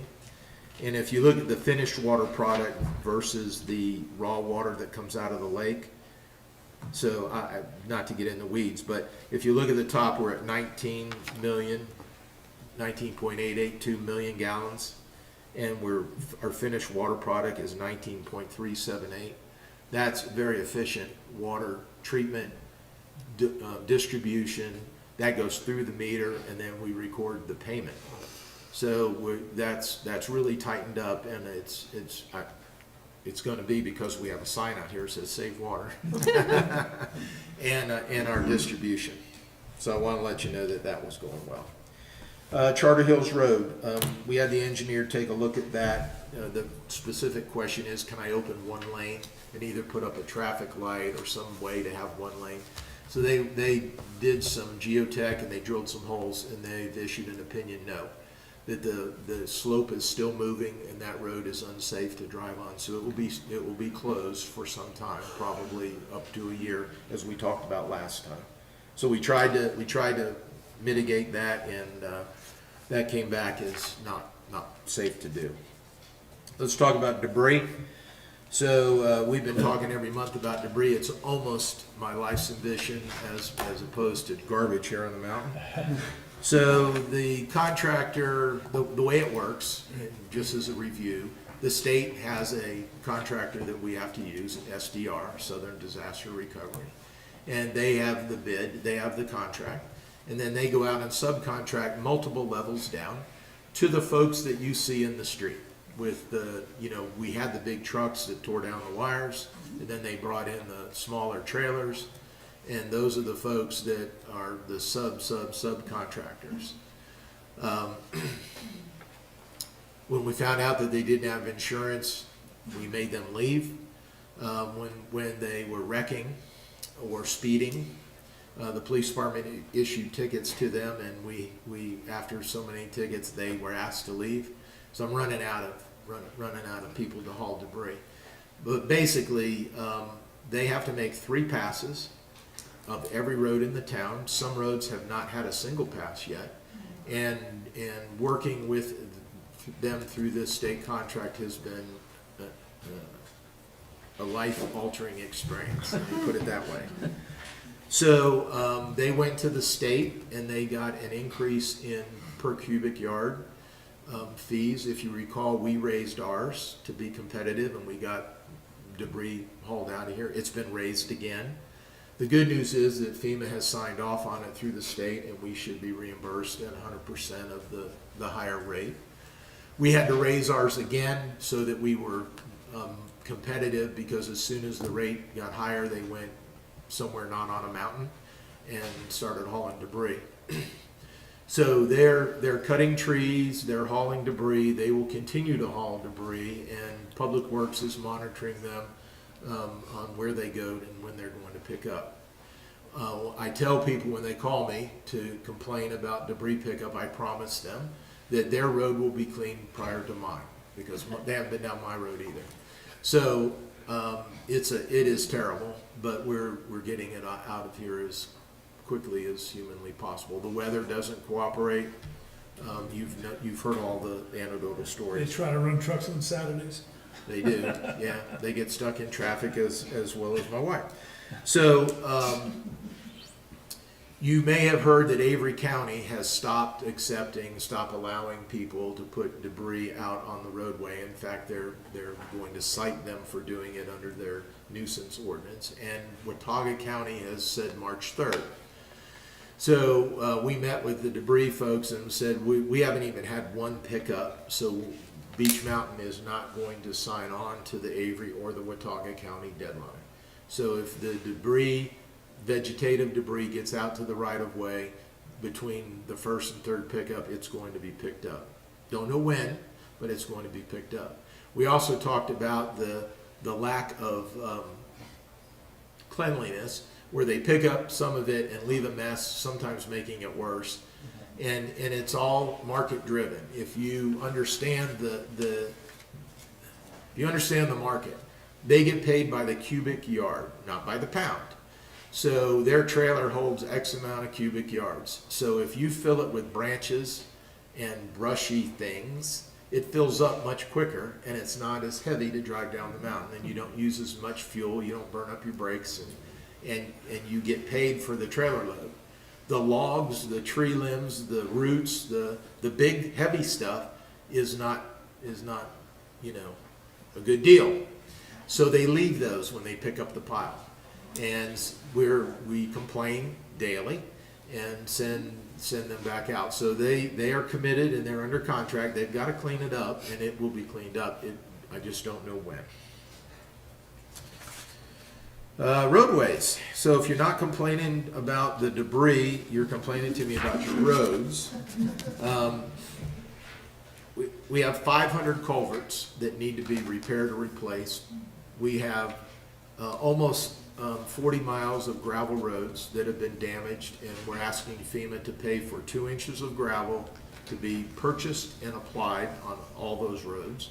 We have all the ditches that have been filled with debris, many of which have vegetative debris in the ditch because that's where the piles were put, and until those piles are moved, we can't get the ditch clean.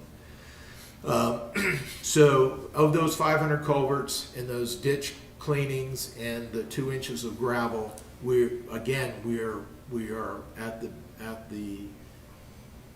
being held by FEMA if we want to get reimbursed for it. So what we've been doing on town's expense is doing spot emergency repairs. We're cleaning out culverts that are backing up so that we can get the rainwater off the mountain. We're covering exposed water lines so they don't freeze, and we're doing that right now at the town's expense. So I'm limiting that, one, by available resources and crews, and more importantly, the expense. I don't know that, that we'll be able to be reimbursed for those expenses. So if you've got a big pothole in your street, we're gonna show up, put a little bit of gravel on it, try and knock it down, and move on. And that's why we were down on Wild Daisy, and I can give you Fox Scrape Hollow, all the ones that you've gotten complaints about. Believe me, I know them. And we're making spot repairs as best we can. But unless we want to, well, first of all, you can't buy gravel, you can't find it. If we wanted to buy gravel at the current rate, which is almost 50% higher than what we were buying gravel before the storm, and go out there and put it down, there's a good chance we would not be reimbursed for that. It has to be in a FEMA-approved project, through a FEMA-approved grant, through a FEMA-approved procurement process, and then I can contract it out. So believe me, we are well aware. I drive those same roads every day, and they're not good at all. But that's where we are on putting that together.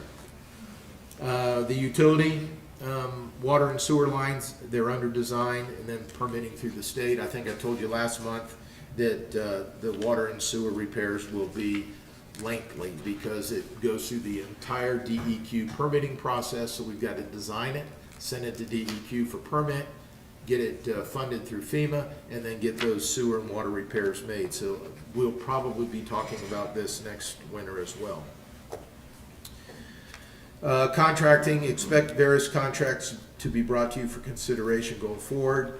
I've talked about the scope, and hopefully I can get with the town attorney and get with FEMA. I need to streamline the contracting. So when we get all that process done, if I have to wait 30 days to bring it to you, I've wasted 30 days. So we're going to see if we can expedite that, and I'll be back to you probably next month to let you know where we did there. Let's talk about funding. This is what's important. So I told you we have a $3 million water loan via DEQ, and it's being discussed as becoming a grant, and we got an extra $200,000 for administrative fees on that.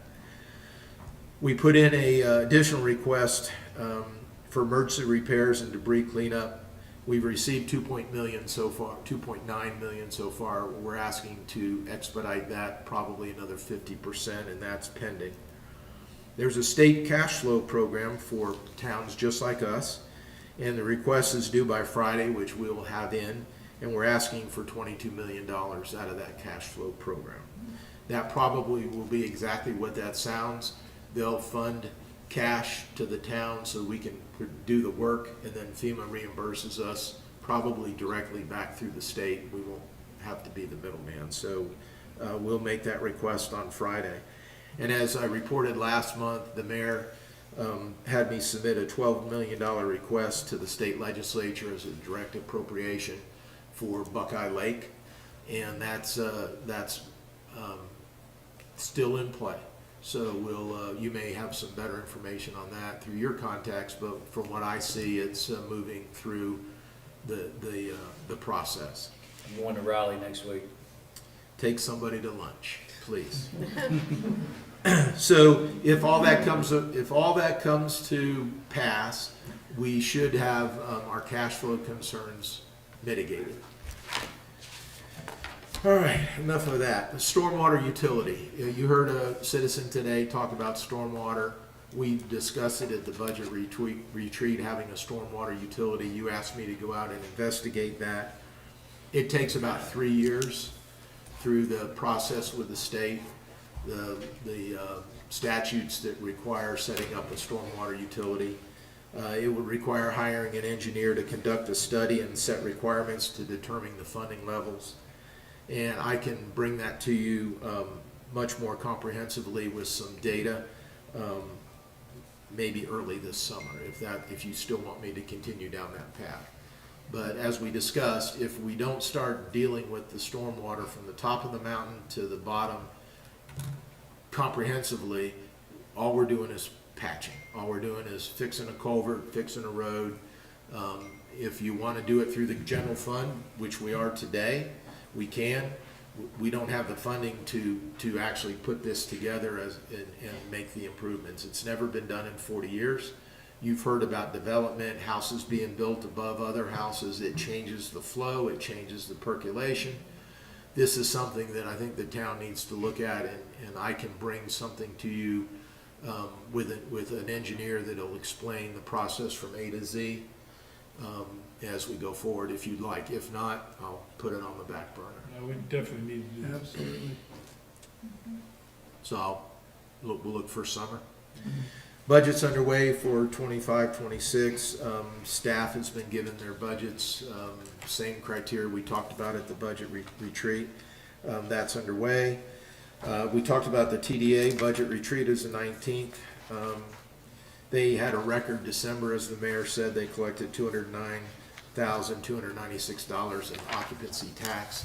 I will remind you that I had a meeting with the business community back in early October, and we were concerned that what would we do if no one came through our winter and we would go broke, and they set a record in December, so I was wrong again. Last I've got is the High Country Council of Governments 49th annual meeting is the 7th of March. I need to RSVP for you by the 21st, so if you would let Emily know if you want to attend, it's in Boone. I think this It's is... at the stadium. Yeah, it's at the stadium. Vice Mayor Malang is our representative, but I think it'd be really important, particularly in this atmosphere, to rub elbows with some of the people that are going to be sitting, deciding whether we're going to get money or not. So, I know at least 3 of us will go, if not more. Does that need to be advertised? Yes, sir. The best practice would be to advertise a quorum of the council will be there, but that there will be no business acted upon by the council. Emily? And Ms. Haynes, I can help with that if you need the wording. That's all I have. Thank you. Okay, thank you, Chief. A lot of information.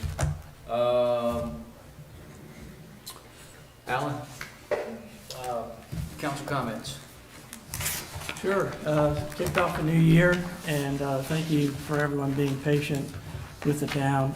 Town manager and all the town employees have been working diligently to try to get us back up on our feet, and we're in good shape, but we have a long way to go. And just, ask everyone to be patient. We know that things aren't going as quickly as everyone would like them to go, but know that the council is in full support of the town manager and the town employees and all that they do. And just, it would be good that if you're out there and you see them working hard, just give them a thanks. I'm sure they would appreciate that. Thank you. Art? Yeah, I mean, as, you see the time, it's, an hour and 45 minutes, there's a lot going on, and we're only scratching the surface here. I think Bob and his staff are, there's a lot of hours are going into this recovery effort, and there's a lot more to come, and I commend the staff for their diligence. We're in that, time, we're a lot of balls in the air. We got a budget coming up. We got to get finalized and whatnot. But I know this council is here to support the citizens and do the best we can, and we keep trying. Thank you. Michael? Thank you. No, it is a lot of work. Getting the reimbursement, I've dealt with some of that in the past, and hats off to the amount of money that is flowing in as quickly as it looks like it's going to flow in, because I can tell you a lot of times you're on the hook for a long time to get that reimbursement. It's going to be a busy weekend. Regardless of the weather, they're going to come, and be patient, and they are part of the reason why we're all here. So, thank you. Vice Mayor? I think we kind of went through all 4 seasons the past 3 months. Last 3 days. Yeah, right.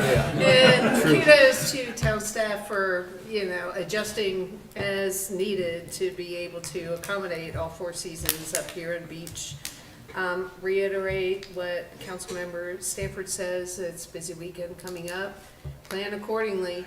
If you're local, plan accordingly. And the town is doing a great job managing this traffic and managing the tourists. That's it for me. Thank you. Next council meeting, I'm excited to announce that Dr. Lee King, he's the president of Lees McRae. He's gonna come give us a snapshot of what's happening at Lees McRae, with their enrollment, the storm damage, and, you know, and I've mentioned this, not trying to beat a dead horse, but I said there's more to being on town council, or more to doing business just on Beach Mountain. We've got to broaden our arms, and I don't think any president from Lees McRae has ever come to a council meeting. So it's gonna be nice to have Lee come up and speak to us. And then more exciting is, I do have a meeting next week with some of our representatives. We're working hard to get the town $12 million. And, you know, I'm optimistic that we're gonna be closer to 12, but, you know, even if we get a little bit less, you know, that's gonna be free money for the town. So I look forward to going down to Raleigh, and you gonna help me out on lunch, chief? So, in saying Personal that, pocket. Not town money. we, Is that a budget item? It'll have to be out of the chief's personal pocket. unfortunately, that's not a town expense, so that's okay. You know, this is what we do for the town. So at this time, we're going to adjourn, and we're going into closed session meeting, and I need a motion to go into closed session. Yes, ma'am. Can I ask a question, please? And I know Bob has a terrible problem with the garbage. I live within the area of the ski slopes, okay? And yes, the garbage is horrendous. We also, from Fred's on down in the streets, have people coming in, parking in our private parking spaces, okay? Where we can't park our own cars. We have a terrible time getting out from Skiway, Weatherly Way. We can't get out. It took me 20 minutes to edge my car out to come up to Fred's, and it took me another 10 minutes to get up to Fred's during this traffic abundance. I understand we are a resort community, but I'm seeing more resort functions coming on agenda here where we're expanding even more, where we can't handle what we have. The snow plow.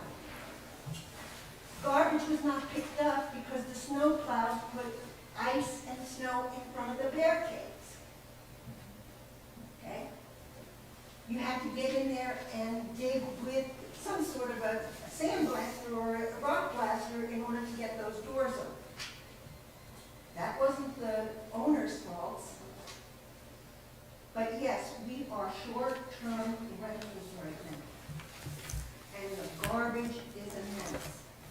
Last weekend, I brought in 3 long bed truckloads of 40-gallon black container garbage bags to the side, not through the compactors. When are we getting a truck that works?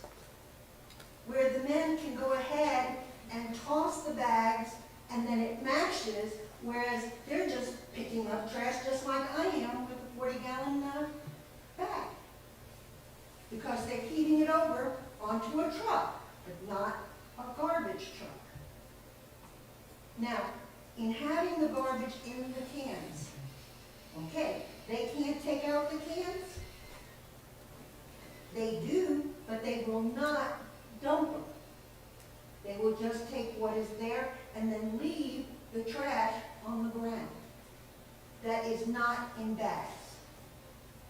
Now, over here we have a plan. Most of us, I've got 7 people giving me their tags to take garbage up to the garbage dump. I can't because I'm a condo owner.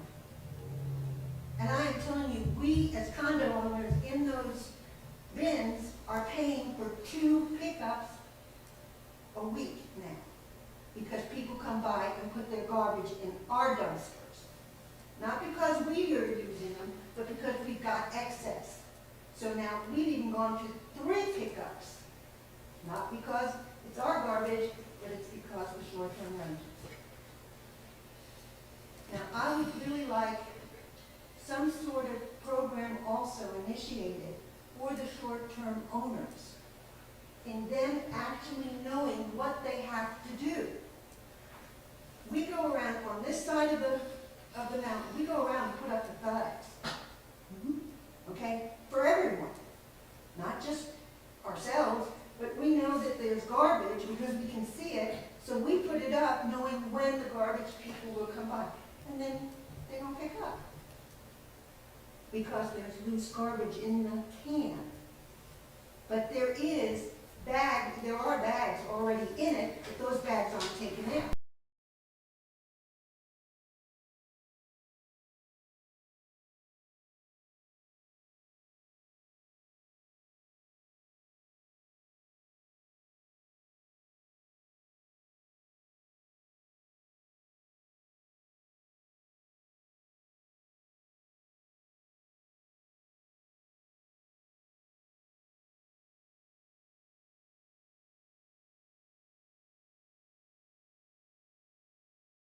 Snow has melted and all the garbage is now present.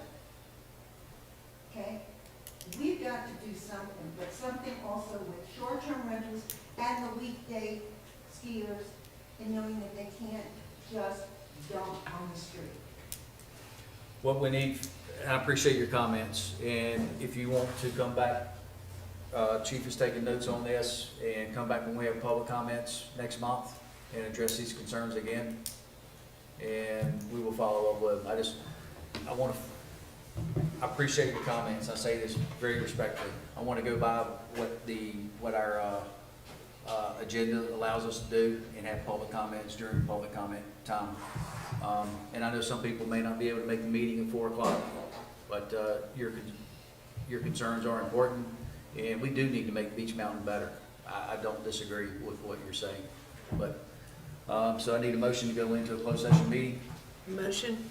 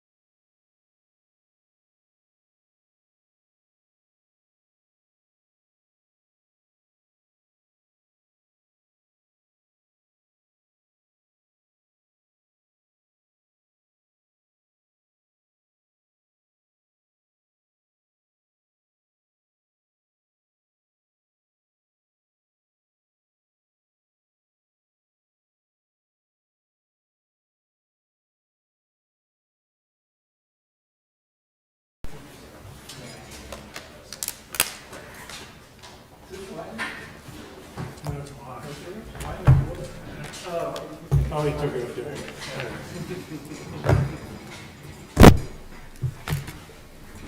Let's see, Mayor wanted to get out of here at 6:30. We So gonna there make you it? go, we're doing it. I like it. It's like herding cats. All right, so need to make a motion to come out You of, can actually just call the meeting to order. okay? I don't know if you want to wait for the live stream to come up, but the only item that you would We're do is live. take a motion to adjourn. Okay, need a motion to adjourn? Motion. Okay, very good. We're adjourned. Thank you. Thank you. Chief, you're no longer employed. Thank you, Did you a favor. thank you.